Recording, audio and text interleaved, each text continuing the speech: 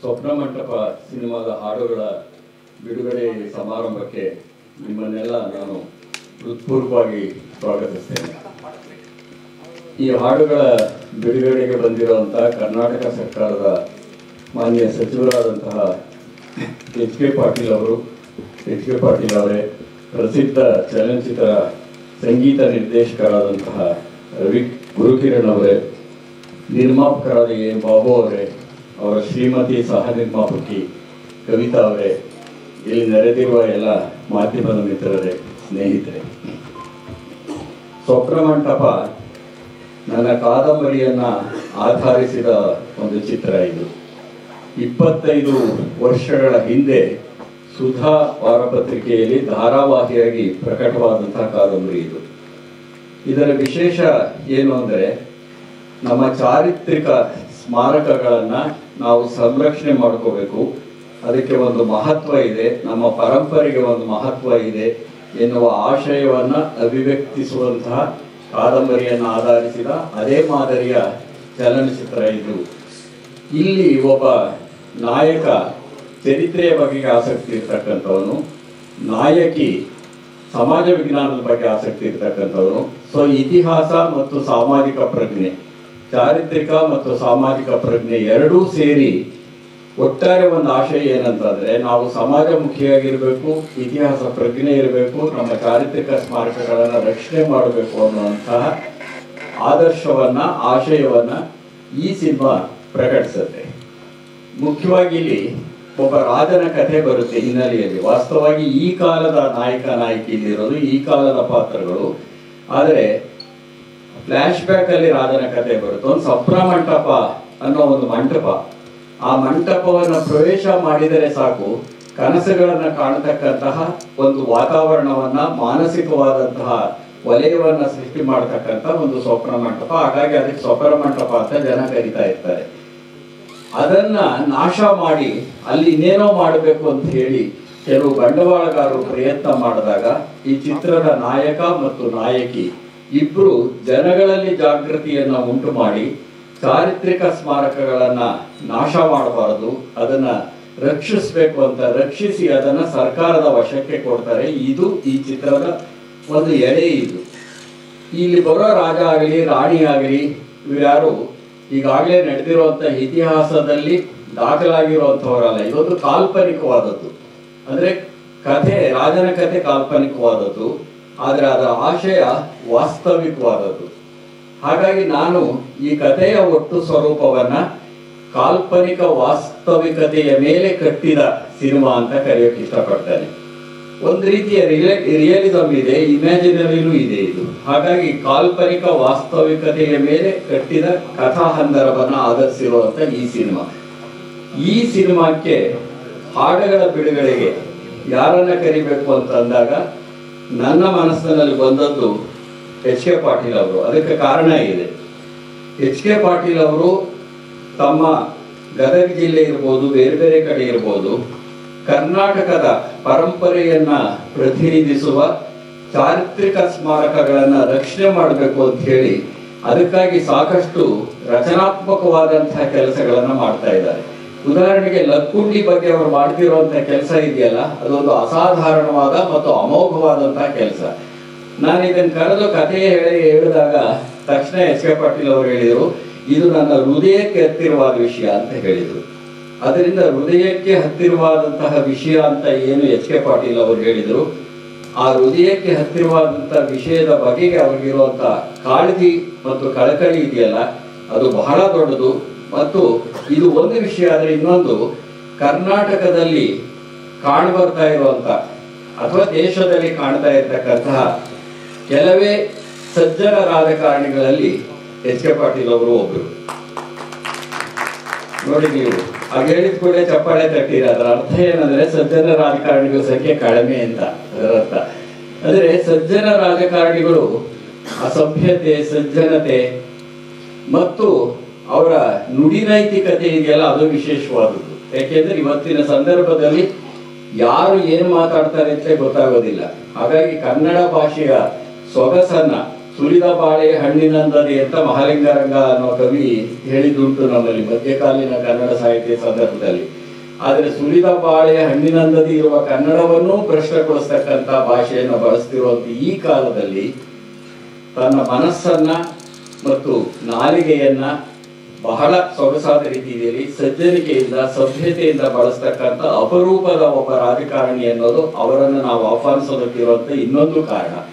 ಈ ಎರಡೂ ಕಾರಣಗಳಿಗಾಗಿ ನಮ್ಮ ಈ ಹಾಡುಗಳ ಬಿಡುಗಡೆ ಎಚ್ ಕೆ ಪಾಟೀಲ್ ಅವರ ಕಡೆಯಿಂದೇ ಆಗಬೇಕು ಅಂತ ನಾವು ಆಶಿಸಿ ಅವರನ್ನು ಕರೆದಿದ್ದೇವೆ.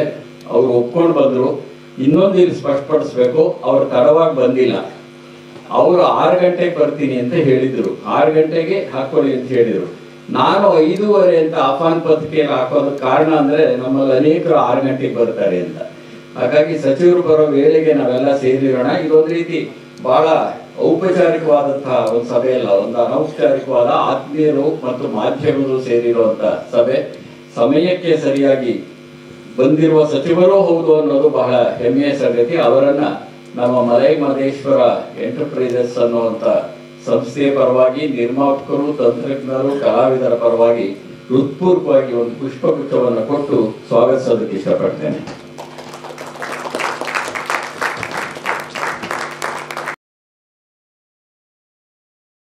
ಎಲ್ಲ ಕಲಾವಿದರು ಮತ್ತು ತಂತ್ರಜ್ಞರು ದಯವಿಟ್ಟು ವೇದಿಕೆ ಮೇಲೆ ಬರಬೇಕು ಅಂತ ವಿನಂತಿಸಿಕೊಡ್ತೇನೆ. ದಯವಿಟ್ಟು ಬನ್ನಿ. ಸಾಂಕೇತಿಕವಾಗಿ ಫಲಕವನ್ನ ಅನಾವರಣಗೊಳಿಸೋದ್ರ ಮುಖಾಂತರವಾಗಿ ಹಾಡುಗಳ ಬಿಡುಗಡೆ ನಡೀತಾ ಇದೆ. ಇದಕ್ಕೆ ಎಲ್ಲ ತಂತ್ರಜ್ಞರು ಮತ್ತು ಕಲಾವಿದರು ಭಾಗಿಯಾಗಬೇಕು ಅಂತ ವಿನಂತಿಸಿಕೊಡ್ತೇನೆ.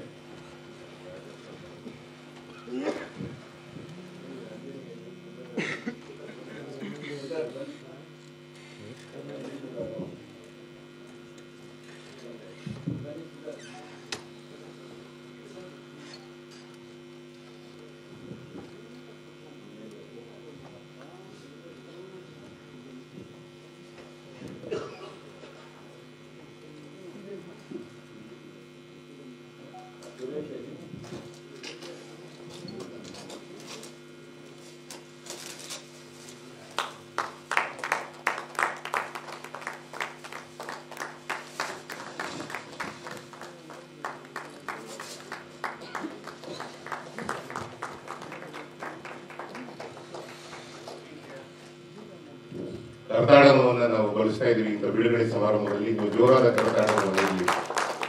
ನಮಸ್ಕಾರ. ವೇದಿಕೆಯ ಮೇಲಿರುವಂತಹ ಹಿರಿಯರಾದಂತಹ ಸಚಿವರಾದಂತಹ ಪಾಟೀಲ್ ಸರ್ ಅವರಿಗೆ ನನ್ನ ನಮನಗಳು. ಹಾಗೆ ಬರ್ಗೂರ್ ಸರ್ ಅವರು ಮತ್ತು ನಮ್ಮ ಬಾಬು ಸರ್ ಅವರು, ಕವಿತಾ ಮೇಡಮ್ ಅವರು, ಎಲ್ಲರಿಗೂ ನನ್ನ ಧನ್ಯವಾದಗಳು. ಮತ್ತು ನನ್ನ ಗುರುಗಳು, ಗುರುಜಿ ಅವರು, ಗುರು ಕಿರಣ್ ಅವರು ಮೊದಲ ಬಾರಿಗೆ ನನ್ನ ಕಾರ್ಯಕ್ರಮಕ್ಕೆ ಬಂದಿದ್ದಾರೆ. ಅವರಿಗೆ ನನ್ನ ಧನ್ಯವಾದಗಳನ್ನ ತಿಳಿಸ್ತಾ, ಈ ಒಂದು ಸುಟ್ಟ ಮಂಟಪ ಚಲನಚಿತ್ರದ ಹಾಡುಗಳು ಹೀಗೆ ಇರಬೇಕು ಅನ್ನುವಂಥದ್ದು ಆಶಯ ಅಪ್ಪಾಜಿಯವರದಾಗಿತ್ತು, ಬರ್ಗೂರ್ ಸರ್ ಅವ್ರದ್ದು.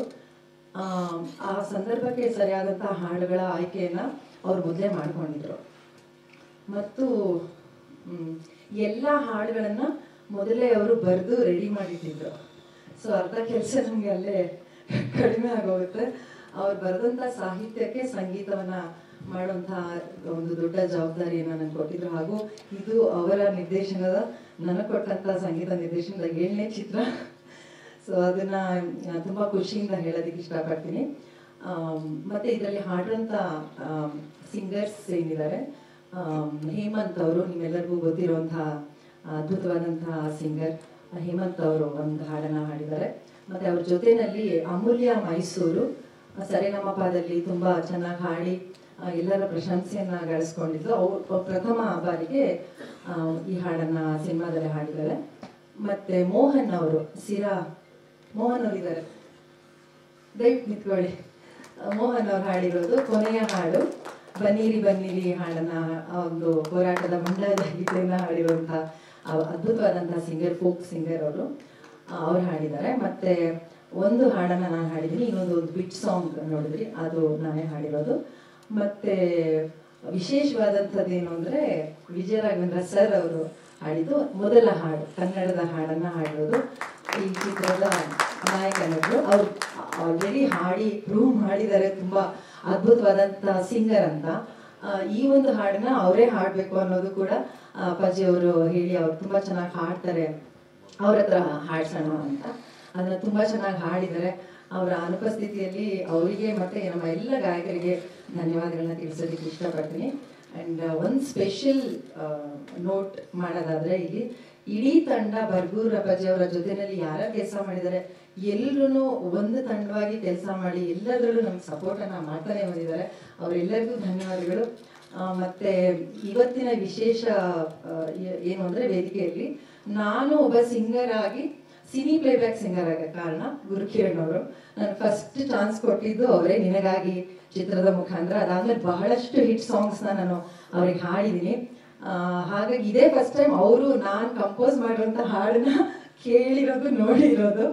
ಸೊ ಆಮೇಲೆ ಡೆಫಿನೆಟ್ಲಿ ಏನು ಹೇಳ್ತಾರೆ, ಏನು ಬೈತಾರೆ ಅನ್ನೋದೆಲ್ಲ ವೆಯ್ಟ್ ಮಾಡ್ತಾ ಇದ್ದೀನಿ ನಾನು.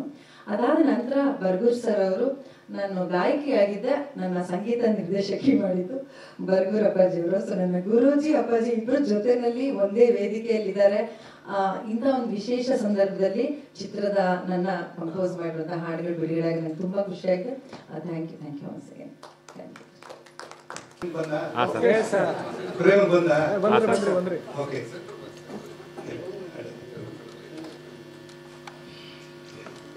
ಮಾನ್ಯ ಆತ್ಮೀಯರಾದಂಥ ಸಚಿವರು ಮತ್ತು ನಮ್ಮ ಕುಟುಂಬಕ್ಕೆ ತುಂಬ ಆತ್ಮೀಯರಾದಂಥ ಎಸ್ ಕೆ ಪಾಟೀಲ್ ಅವರೇ, ಇವತ್ತು ಮುಖ್ಯ ಅತಿಥಿಯಾಗಿರುವ ನನ್ನ ಆತ್ಮೀಯ ಗೆಳೆಯ ಹಾಗೂ ಇವತ್ತು ತನ್ನದೇ ಆದಂಥ ಕನ್ನಡ ಚಿತ್ರರಂಗ ಮಾತ್ರವಲ್ಲ ಇಡೀ ಭಾರತೀಯ ಚಿತ್ರರಂಗದಲ್ಲಿ ಸ್ಥಾನಮಾನವನ್ನು ಗಳಿಸಿರುವಂಥ ಗುರುಕಿರಣ್ ಅವರೇ, ಹಾಗೂ ಈ ಚಿತ್ರದ ನಿರ್ಮಾಪಕರಾದ ಬಾಬು ಅವರೇ ಹಾಗೂ ಶ್ರೀಮತಿ ಬಾಬು ಅವರೇ, ಎಲ್ಲಕ್ಕಿಂತ ಮಿಗಿಲಾಗಿ ನನ್ನ ಈ ಚಿತ್ರದಲ್ಲಿ ಒಳ್ಳೊಳ್ಳೆ ಹಾಡುಗಳನ್ನ ಕೊಟ್ಟು ಮತ್ತೆ ನನ್ನ ಜೊತೆ ಸದಾ ನನ್ನಂಥ ಎಲ್ಲ ವಿಚಾರಗಳನ್ನು ಹಂಚ್ಕೊಳ್ತಾ ಇರುವ ಶಮಿತಾ ಮಲ್ನಾಡ್ ಅವರೇ, ಮೇಲಾಗಿ ಇವೆಲ್ಲದಕ್ಕೂ ಕಲಶ ಇಟ್ಟಂತೆ ನನ್ನ ಗುರುಗಳಾದಂಥ ನನ್ನ ಪ್ರೀತಿ ಪಾತ್ರರಂತ ಮೇಷ್ಟ್ರೆ. ಇದು ಇವರು 24ನೇ ಸಿನಿಮಾ, ಅವ್ರದ್ದೆಲ್ಲ ನಂದು. ಅಂದರೆ ಮೇಷ್ಟ್ರು ನಿರ್ದೇಶನ ಮಾಡಿದಂಥ ಮೊದಲನೇ ಸಿನಿಮಾಯಿಂದ ಹಿಡಿದು ಇವತ್ತಿನ ಈ ಏನು ಸ್ವಪ್ನ ಮಂಟಪ ಅಂತಿದೆ ಅದು 24ನೇ ಚಿತ್ರ. ಚುನಾವಣೆ ಚಪ್ಪಾಳೆ ಇದಕ್ಕೇನು ಸಂತೋಷ ಪಡಬೇಕಾಗಿದೆ. ಎಲ್ಲ ಆತ್ಮೀಯರು, ಇದು ಮನೆ ಸಮಾರಂಭ ಅಂತ ನಾನು ಅಂದ್ಕೊಂಡಿದ್ದೀನಿ. ಇದರಲ್ಲಿ ಇವತ್ತು ಎರಡು ವಿಶೇಷವಾದ ಒಂದು ಹೇಳಬೇಕಾದಂದ್ರೆ, ಈ ಒಂದು ಸ್ವಪ್ನ ಮಂಟಪ ಇವರು ಬರೆದಂಥ 25 ವರ್ಷಗಳ ಹಿಂದಿನ ಕಾದಂಬರಿ ಆದರೆ ಇವತ್ತು ಅವರ ಮಾತಿನಲ್ಲೇ ಹೇಳಿದ್ದ ಧಾಟಿನಲ್ಲಿ ಹೇಳಬೇಕು ಅಂದರೆ, ಒಂದು ಕಡೆ ವಾಸ್ತವಿಕವಾದ ಇದು, ಇನ್ನೊಂದು ಇವತ್ತು ಏನು ನಡೀತಾ ಇದು ಕಾಲ್ಪನಿಕ, ಅಂದರೆ ಅವತ್ತಿನ ಕಾಲ್ಪನಿಕ ಇವತ್ತಿನ ವಾಸ್ತವಿಕ. ಬಹಳ ಅದ್ಭುತವಾದ ಮಾತು. ಯಾಕೆಂದ್ರೆ ನಾವು ಯಾರು ರಾಜ ಮಹಾರಾಜರನ್ನು ನೋಡಿಲ್ಲ, ಅಥವಾ ಬರೀ ಕೇಳಿರ್ಬೇಕು ಅಥವಾ ಅದನ್ನು ಓದಿ ತಿಳ್ಕೊಂಡಿರ್ಬೇಕು. ಆದರೆ ಸಿನಿಮಾ ಮಾಡಬೇಕಾದ್ರೆ ಅದನ್ನು ಕಾರ್ಯರೂಪಕ್ಕೆ ತರಬೇಕಾದ್ರೆ ಬಹಳ ಕಷ್ಟ ಇದೆ. ಆ ಒಂದು ಕಠಿಣವಾದ ಕೆಲಸವನ್ನ ಸಿನಿಮಾ ಮೂಲಕ ಮಾಡೋದಕ್ಕೆ ಈ ಚಿತ್ರದಲ್ಲಿ ಬಹಳಷ್ಟು ನಾನು ನೋಡಿದಾಗ ಬಹಳ ಖುಷಿ ಪಟ್ಟೆ. ಯಾಕಂದ್ರೆ ಇವತ್ತು ಅಂತಹ ಒಂದು ವ್ಯವಸ್ಥೆ ಸಿನಿಮಾಗಳು ಮಾಡ್ಬೇಕಾದ್ರೆ ತುಂಬಾ ಕಷ್ಟ ಇದೆ. ಅದ್ರ ಜೊತೆಗೆ ಅವರು ಇನ್ನೊಂದು ಮಾತು, ಸಮತೆ ಹಾಗೂ ಮಮತೆ, ಅಂದ್ರೆ ಸಮಾನತೆ ಇರಬೇಕು, ಮಮಕಾರ ಇರಬೇಕು. ನೋಡಿ, ಇದು ಇವತ್ತಿನ ಚಿತ್ರರಂಗದಲ್ಲಿ ದುಡ್ಡು ಹಾಕ್ಬಿಟ್ರೆ ನಿರ್ಮಾಪಕರು ಅಂತ ಹೇಳ್ಬಿಡ್ತಾರೆ. ಆದ್ರೆ ಆ ನಿರ್ಮಾಪಕನ ಉಳಿಸುವ ಕೆಲಸ ಹಾಗೂ ಸಿನಿಮಾವನ್ನ ಪೂರ್ಣವಾಗಿ ನಿರ್ಮಾಣ ಮಾಡುವಂತ ಕೆಲಸ ಮಾಡೋದು ಕೆಲವೇ ನಿರ್ದೇಶಕರಲ್ಲಿ ಬರ್ಗೂರು ರಾಮಚಂದ್ರಪ್ಪನವರು ಮೊದಲನೇ ಸ್ಥಾನದಲ್ಲಿರ್ತಾರೆ. ಯಾಕೆಂದ್ರೆ ಉದಾಹರಣೆಗೆ ನಾನೇ ಇದ್ದೀನಿ. ನನ್ನ ಸಿನಿಮಾ ಮಾಡಿದಾಗ, ತಾಯಿ ಸಿನಿಮಾ ಮಾಡಿದಾಗ ಅವರ ತೆಗೆದುಕೊಂಡಂತ ಕೆಲವು ನಿರ್ಧಾರಗಳಿಗೆ ನಾವು ಯಾರು ಮುಂದಾರಾಗ್ತಾ ಇರಲಿಲ್ಲ. ಅವ್ರದ್ದೇ ಬಿಟ್ಬಿಡ್ತಾ ಇದ್ವಿ.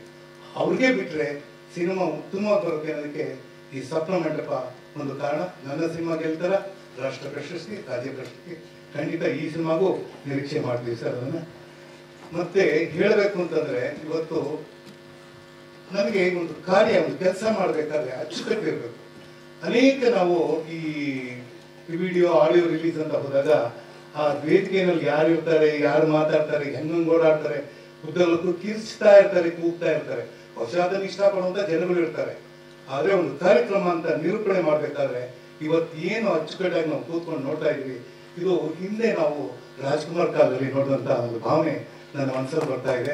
ಅಂದ್ರೆ ಕಾರ್ಯಕ್ರಮವನ್ನ ಒಂದು ಅದ್ಭುತವಾದ ರೀತಿಯಲ್ಲಿ ಕೊಡಬೇಕು ಅನ್ನೋದು ಮೇಷ್ಟ್ರು ಯಾವಾಗಲೂ ಅಷ್ಟೇ ಅವ್ರದ್ದು ಹೋಮ್ ವರ್ಕ್ ಮಾಡ್ಕೊಂಡೇ ಬಂದು ಕೂತ್ಕೊಳ್ಳೋದು. ಹಾಗಾಗಿ ಇವತ್ತಿನ ಈ ಕೆಲಸವನ್ನ ಅವರು ಅಚ್ಚುಕಟ್ಟಾಗಿ ಮಾಡಿದ್ದಾರೆ. ಹೆಚ್ಚು ಮಾತನಾಡೋದಿಲ್ಲ, ಯಾಕೆಂದ್ರೆ ನನಗಿಷ್ಟೇ ನಿಷ್ಠೆ ಮತ್ತು ಅವರಲ್ಲಿರುವಂಥ ಮೇಷ್ಟ್ರಲ್ಲಿ 2 ಗುಣ ನಾನು ಯಾವಾಗ ಮೆಚ್ಚುವಂಥದ್ದು ಏನಂದ್ರೆ, ಅವರು ವೃತ್ತಿನಲ್ಲಿ ಮೇಷ್ಟ್ರ ಆದರೆ ಸಿನಿಮಾಗೆ ಬಂದಾಗ ಖಂಡಿತವಾಗಿ ಉತ್ತಮವಾದ ನಿರ್ದೇಶಕರಾಗ್ತಾರೆ, ಸಿನಿಮಾ ನಿರ್ದೇಶಕರಾಗ್ತಾರೆ.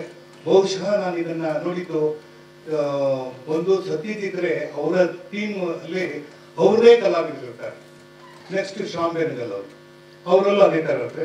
ಪುಟ್ಟಣ ಕಣಗಲ್ ನೀವು ತಗೊಂಡ್ರೆ ಕಮರ್ಷಿಯಲ್ ಸಿನಿಮಾ ಅಂತ ತಗೊಂಡ್ರೆ ಪುಟ್ಟಣ ಕಣಗಲಲ್ಲಿ ಅವರ ಚಿತ್ರದಲ್ಲಿ ಅವರ ಕಲಾವಿದರು ಇರ್ತಾರೆ. ಯಾಕೆಂದ್ರೆ ಅದೇ ಕಲಾವಿದರಿದ್ದಾಗ ನಟರಿಗೂ ನಿರ್ದೇಶಕರಿಗೂ ಒಂದು ರೀತಿಯಾದ ಒಡಂಬಡಿಕೆ ಇರುತ್ತೆ. ಒಂದೊಂದು ಅವ್ರೇನ್ ಕೇಳ್ತಾರೆ ಅಂತ ಗೊತ್ತಿರುತ್ತೆ, ನಾವೇನ್ ಮಾಡ್ತೀವಿ ಗೊತ್ತಿರುತ್ತೆ. ನಾವೇನಾದ್ರೂ ತಪ್ಪು ಮಾಡಿದಾಗ ಅವ್ರು ಬೇಯೋ ಹಕ್ಕು ಇರುತ್ತೆ, ನಮ್ಗೆ ಬೇಯಿಸ್ಕೊಳ್ಳೋ ಹಕ್ಕು ಇರುತ್ತೆ. ಹೀಗಾಗಿ ಈ ಎಲ್ಲಾ ಸಿನಿಮಾ 24 ಸಿನಿಮಾ ಏನ್ ಮಾಡಿದ್ರೆ ಅಲ್ಲಿ ಬಹುಶಃ ಒಂದು 25 ಸಿನಿಮಾದಲ್ಲಿ ನಾನು ಇರೋದು ನನಗೆ ತುಂಬಾ ಖುಷಿ ಆಗುತ್ತೆ. ಅವರು ಮೊದಲನೇ ಸಿನಿಮಾ ಸ್ಕ್ರಿಪ್ಟ್ ಮಾಡಕ್ ಮುಂಚೆ ಮೊದಲನೇ ನಮ್ಮ ಹೆಸರುಗಳು ಹಾಕೊಂಡ್ಬಿಡ್ತಾರೆ. ಹಾಗಾಗಿ ಈ ತರದ ಒಂದು ಸಿನಿಮಾಗಳಲ್ಲಿ ಮಾಡೋದಕ್ಕೆ ನಾನು ತುಂಬಾ ಖುಷಿ ಪಡ್ತೀನಿ. ಮೇಲಾಗಿ ಇವತ್ತು ಈ ಕಾರ್ಯಕ್ರಮ ಬಹಳ ಉತ್ತಮ ಮೂಡ್ ಬಂದಿದೆ. ನನ್ನ ಆಶಯ ಇಷ್ಟೇ, ಕನ್ನಡದಲ್ಲಿ ಸಿನಿಮಾ ಮಾಡುವಾಗ ಶೀರ್ಷಿಕೆಗಳು ಕನ್ನಡದಲ್ಲೇ ಇಡ್ರಪ್ಪ ಅಂತ ಕೇಳಬೇಕು ಅಂತಿದೆ. ಆದ್ರೆ ಮೇಷ್ಟಿದ ಹೇಳೋ ನಮ್ಗೆ ಬರಲ್ಲ. ಯಾಕೆ ನಾವು ಸಿನಿಮಾದಲ್ಲಿ ಮೊದಲು ಕನ್ನಡತನ ಇರುತ್ತೆ, ಮತ್ತೆ ಕನ್ನಡತನವನ್ನು ನೀವು ನೋಡ್ಬೇಕಾದ್ರೆ ನೋಡಿ, ನಾವು ಆಕಸ್ಮಿಕದಲ್ಲಿ ಹುಟ್ಟಿದರೆ ಕನ್ನಡ ನಾಡಲ್ಲಿ ಹುಟ್ಟಬೇಕು ಅಂತ ಒಂದು ಹಾಡಿತ್ತು. ಬಹುಶಃ ಈ ಸಿನಿಮಾಲಿ ಕನ್ನಡ ಅಂತ ಏನ್ ಹಾಡು ಬಂದಿದೆ ಅದು ಮುಂದಿನ ದಿನಗಳಲ್ಲಿ ಆ ಹಾಡಿಗೆ ಸಾಟಿಯಾಗಿ ಹಾಡು ನಿಂತ್ಕೊಳ್ಳುತ್ತೆ ಅನ್ನೋದ್ರಲ್ಲಿ 2 ಮಾತಿಲ್ಲ. ಅದಕ್ಕೆ ನಮ್ಮ ಸಂಗೀತ ನಿರ್ದೇಶಕರಿಗೆ ಬೇಷಂತನಿ ಮೇಲಾಗಿ ಆ ಕಲಾವಿದ ವಿಜಯ ರಾಘವೇಂದ್ರ ಬಹಳ ಅಚ್ಚುಕಟ್ಟಾಗಿ ಹಾಡಿದ್ದಾನೆ. ಮತ್ತೊಂದು ಹೇಳಬೇಕು ಅಂದ್ರೆ ರಂಜನಿ ರಾಘವನ್ ಬಗ್ಗೆ ನಾನು ಹೇಳಬೇಕು. ಆಕೆ ಈ ಸಿನಿಮಾದಲ್ಲಿ ಮಾಡಿದಾಗ ನೋಡ್ತಾ ಇದ್ದೆ, ಅವರ ಅಬ್ಸರ್ವ್ ಮಾಡ್ತಾ ಇದ್ದೆ. ಆಕೆ ಎಲ್ಲಾ ವಿಚಾರಗಳನ್ನು ತಿಳ್ಕೊತಾ ಇದ್ರು. ಆಮೇಲೆ ಒಂದು ಸಂಖ್ಯೆ ಮಾತಾಡ್ತಾ ಇರ್ಬೇಕಾದ್ರೆ ಅವರೊಂದು ಸಿನಿಮಾ ನಿರ್ದೇಶನ ಮಾಡ್ತೀನಿ ಅಂತ ಹೇಳಿದಾಗ ಇಷ್ಟು ಪುಟ್ಟ ಗೌರಿಯಿಂದ ನಾವು ಅವ್ರನ್ನ ಸದಾ ಕರೆಯೋದು ಪುಟ್ಟ ಗೌರಿಯಿಂದ ಅವರೊಂದು ಸಿನಿಮಾ ನಿರ್ಮಾಣ ಮಾಡಿ ನಿರ್ದೇಶನ ಮಾಡ್ದಂತ ಹೇಳಿದಾಗ ಆ ಸಿನಿಮಾದಲ್ಲಿ ನೋಡಿದೆ, ಅವ್ರು ಕರೆದು ನನ್ನ ಪಾತ್ರ ಕೊಟ್ಟಿದ್ದಾರೆ, ನಾನು ಮಾಡಿದ್ದೀನಿ. ಅದಕ್ಕೆ ಪ್ರೇರಣೆ ಸ್ವಪ್ನ ಮಂಟಪ. ಅದನ್ನು ನಾನು ನೆನೆಸ್ಕೋತೀನಿ ರಂಜನಿಯವರೇ. ನಿಮ್ಗೂ ಒಳ್ಳೇದಾಗ್ಲಿ. ಮತ್ತೆ ಇಲ್ಲಿ ಬಂದಂತ ಎಲ್ಲ ಕಲಾವಿದರುಗಳಿದ್ದಾರೆ, ತಂತ್ರಜ್ಞರು ಎಲ್ಲ, ನಮ್ಮ ಸುರೇಶ್ ಅರ್ಸ್ ಆಗಿರ್ಬೋದು ಅಥವಾ ಶಂಕಾ ಮಲ್ನಾಡ್ ಆಗಿರ್ಬೋದು, ಯಾರೇ ಆಗಿರ್ಬೋದು, ಅವ್ರನ್ನ ಸದಾ ನಾವು ನೆನೆಸ್ಕೊಳ್ಳೋದು ಮೇಷ್ಟ್ರು ನೆನೆಸ್ಕೊಳ್ಳೋದು ಇಷ್ಟೇ. ಮೇಷ್ಟ್ರು ಏನು ನಂಬ್ತಾರೆ ಅದನ್ನು ಮಾಡ್ತಾರೆ, ಏನನ್ನು ಮಾಡ್ತಾರೆ ಅದನ್ನು ನಂಬ್ತಾರೆ. ಹಾಗಾಗಿ ಸದಾ ಈ ಬಾಂಧವ್ಯ ನಮ್ಮಲ್ಲಿ ಸದಾ ಇರಲಿ ಅಂತ ಹೇಳ್ತಾ ನಾನು ಮಾತು ಮುಗಿಸ್ತೀನಿ. ಶುಭರಾತ್ರಿ. ವೇದಿಕೆ ಮೇಲಿರೋ ಎಲ್ಲ ಗಣ್ಯರಿಗೂ ನನ್ನ ನಮಸ್ಕಾರಗಳು. ಬರ್ಗು ರಾಮಚಂದ್ರಪ್ಪ ಸರ್ ನಮಗೆ ಚಿಕ್ಕ ವಯಸ್ಸಿಂದ ಗೊತ್ತು. ನಮ್ಮ ಎಲ್ಲ ಟೆಕ್ಸ್ಟ್ ಬುಕ್ ನಲ್ಲಿ ಅವ್ರ ಹೆಸರು ಇದ್ದಂಥದ್ದು. ಸೊ ಅವರಿಂದ ಒಂದಿನ ನನಗೆ ಫೋನ್ ಕಾಲ್ ಬಂದು ಈ ತರ ಬಂದು ಸಿನಿಮಾ ಮಾಡ್ತಾ ಇದೀವಿ, ಮಹಿಳಾ ಪ್ರಧಾನ ಅಂತಾನೆ ಹೇಳ್ಬೋದು ಅಂತ, ಮತ್ತೆ 2 ಶೇಡ್ ಇರುತ್ತೆ, ದ್ವಿಪಾತ್ರದಲ್ಲಿ ಅಭಿನಯಿಸ್ಬೇಕು ಅಂತ ಹೇಳಿದಾಗ ನನಗೆ ಬಹಳ ಸಂತೋಷ ಆಯ್ತು. ಈ ತರದ ಒಂದು ಸಿನಿಮಾ ನಾನು ಯಾವತ್ತೂ ಮಾಡಿರ್ಲಿಲ್ಲ. ಅದರಲ್ಲೂ ಚಾರಿತ್ರಿಕ ಸ್ಮಾರಕವನ್ನ ಉಳಿಸ್ಬೇಕು ಅನ್ನೋ ಒಂದು ವಿಷಯವನ್ನ ಈ ಸಿನಿಮಾ ಹೇಳುತ್ತೆ.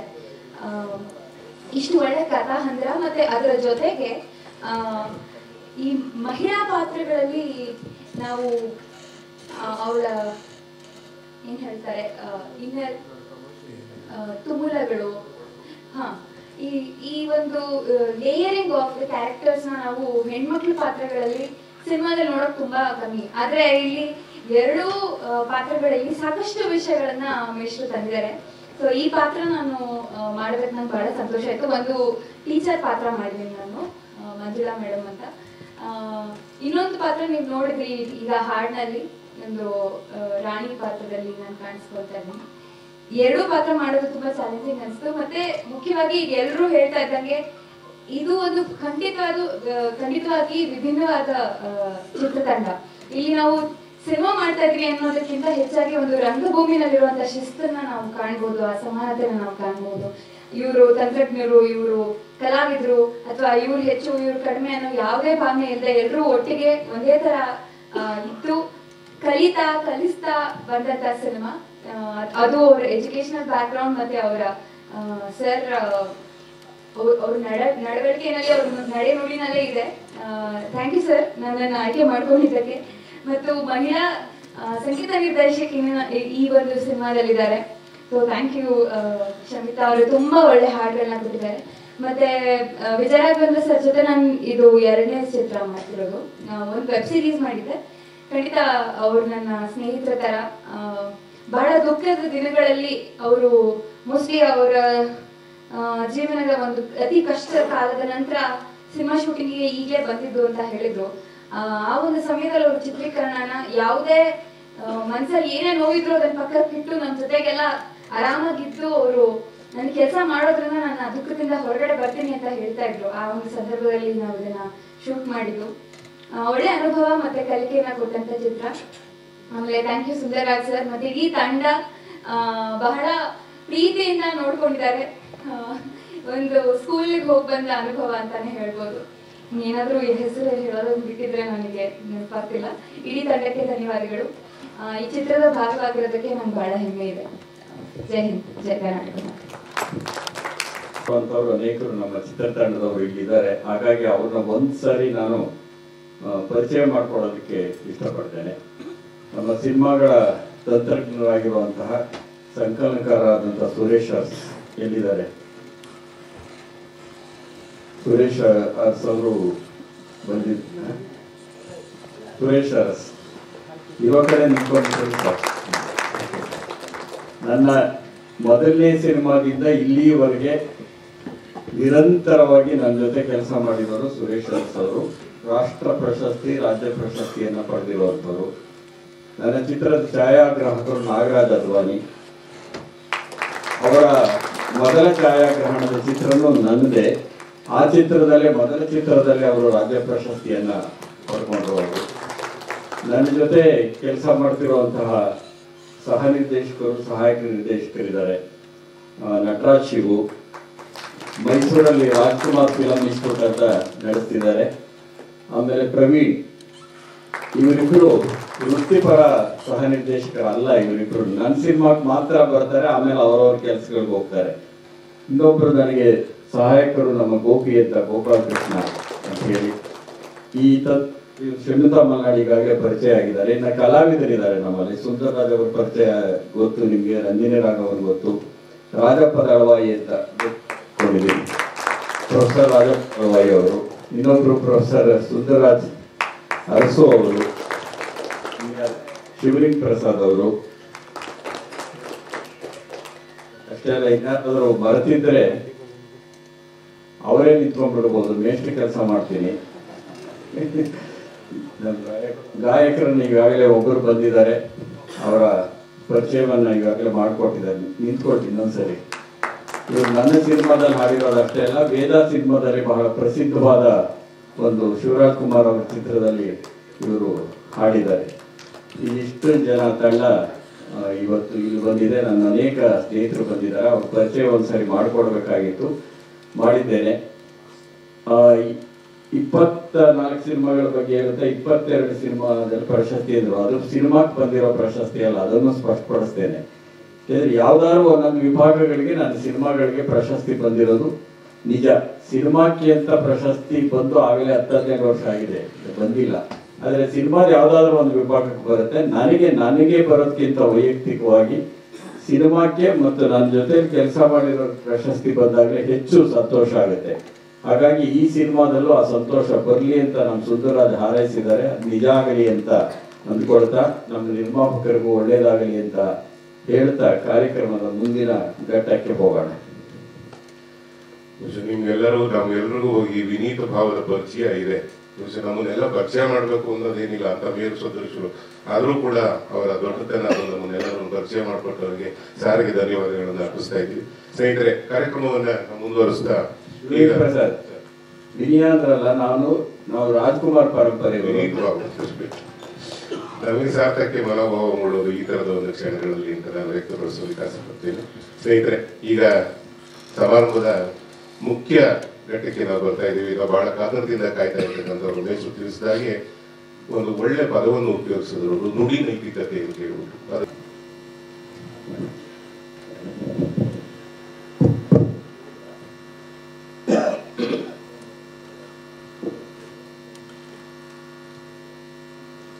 ರಾಷ್ಟ್ರದ ಖ್ಯಾತ ಸಾಹಿತಿ, ಸಮಾಜದ ಸುಧಾರಣೆಯನ್ನು ಸದಾಕಾಲ ಬಯಸಿ ಸಾಹಿತ್ಯ ಕ್ಷೇತ್ರಕ್ಕೆ ಅಗಾಧ ಸೇವೆಯನ್ನು ಮಾಡಿರ್ತಕ್ಕಂಥ ಆತ್ಮೀಯರು ಹಿತೈಷಿಗಳು ಆದ ಬರಗೂರು ರಾಮಚಂದ್ರಪ್ಪನವರೇ,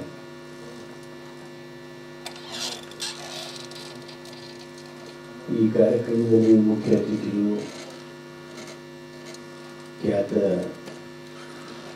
ಸಂಗೀತ ನಿರ್ದೇಶಕರು, ಆತ್ಮೀಯರಾದ ಮಾನ್ಯ ಗುರು ಕಿರಣರವರೇ, ಸಹೋದರಿ ಶ್ರೀಮತಿ ಮಲ್ಲಾರವರೇ,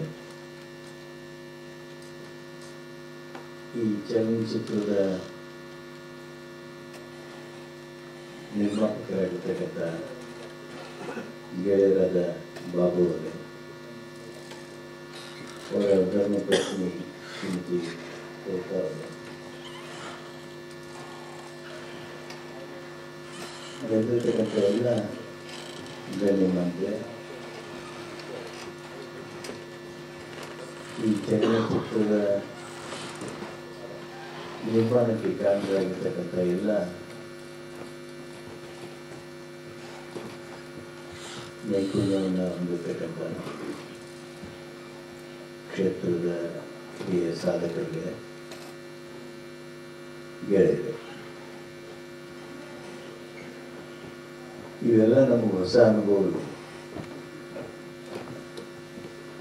ನಾನು ಸಿನಿಮಾ ಬರೋಕ್ಕಿಂತ ಮುಂದೆ ಯಾವ ಸಿನಿಮಾದ್ರೂ ಹಾಡು ಕೇಳಿರಲಿಲ್ಲ. ಸಿನಿಮಾ ಬಂದಮೇಲೆ ಆ ಸಂಗೀತ ಹಾಡು ಜನಪ್ರಿಯ ಆದಮೇಲೆ ಕೇಳ್ತಿದ್ದೆ. ಇವತ್ತು ಬರಗೂರು ರಾಮಚಂದ್ರಪ್ಪನವರ ಸಾಹಿತ್ಯವನ್ನು ಹಾಗೂ ಈ ಸಂಗೀತವನ್ನು